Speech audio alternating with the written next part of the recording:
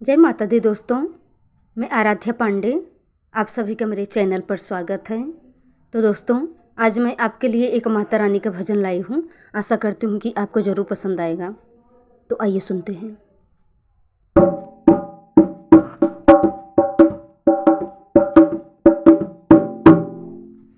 अब के गए कबले ब्यूहे जगदम्बा मैया, अब के गए कबले ब्यूहे जगदम्बा मैया, अब के गए कबले ब्यूहे जगदम्बा मैया।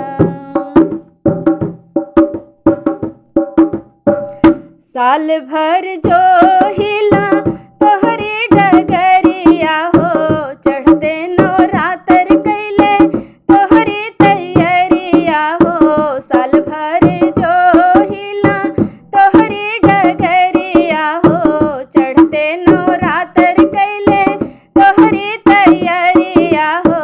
आके घरे दुखवा कब मिटैबू हे जगदम्बा मैया, आके घरे दुखवा कब मिटैबू हे जगदम्बा मैया।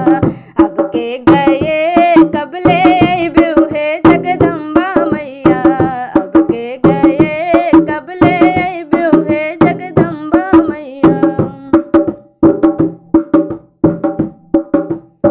रोजे तोहर मंदिर प्रेम दिया ना जलावेला, रुखा सूखा जो भी होई भगवा लगावेला।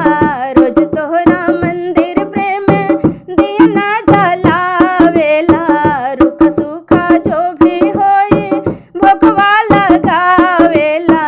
फिर कबिया चेहरा ओढ़ैबू हे जगदम्बे मैया, फिर कबिया चेहरा ओढ़ैबू हे जगदम्बे मैया।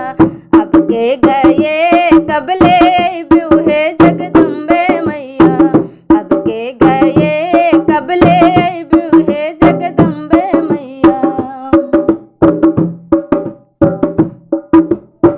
जैसे जैसे बीते माई